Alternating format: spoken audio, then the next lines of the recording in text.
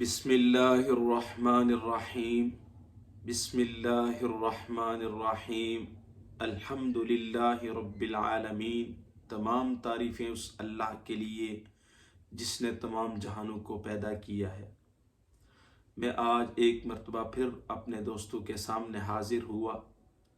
میرے محترم بھائیوں بزرگوں، آج ہر دوسرا شخص جنات کا شکار ہے، جنات اور شیاطین کا شکار ہے۔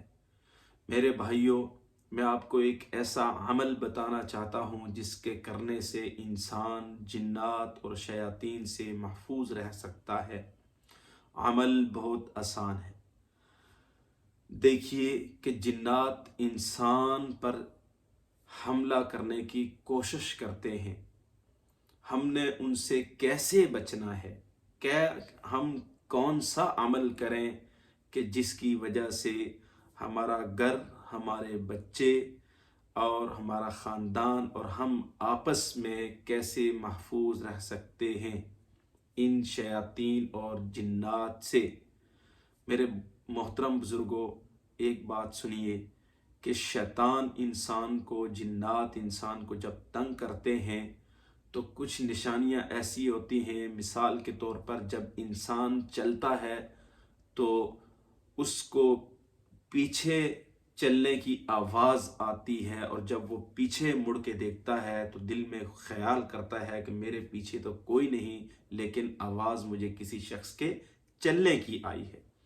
دوسرے نمبر پہ نشانی یہ ہے کہ میرے بھائیوں، جب ہم اکیلے بیٹھے ہوتے ہیں، ٹھیک ہے، یا اپنے روم میں ہوتے ہیں رات کو، تو ہماری واش روم سے ٹوٹی کھلنے کی یا کسی بالٹی وغیرہ یا کسی چیز کی آواز آتی ہے تو ہم سمجھتے ہیں کہ بھائی ایسے ہی آواز آ رہی، حالانکہ وہ ایسے نہیں ہوتی۔ وہ ہم جنات اور شیطانیات اور ان چیزوں کی شرارتیں ہوتی ہیں۔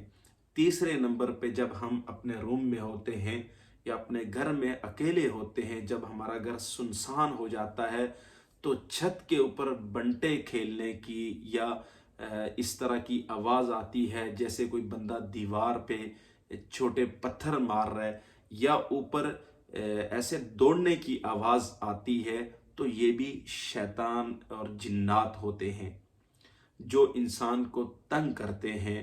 ہمیں ان سے کیسے بچنا ہے؟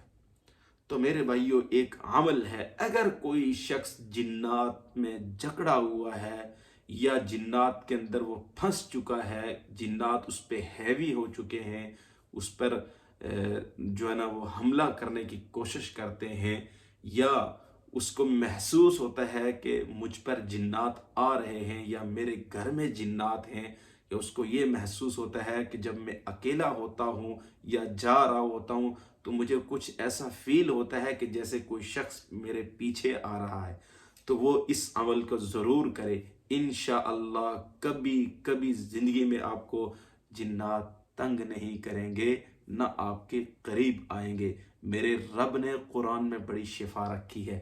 دیکھیے، ہر شخص کو چاہیے کہ ہر روز یہ عمل کرے۔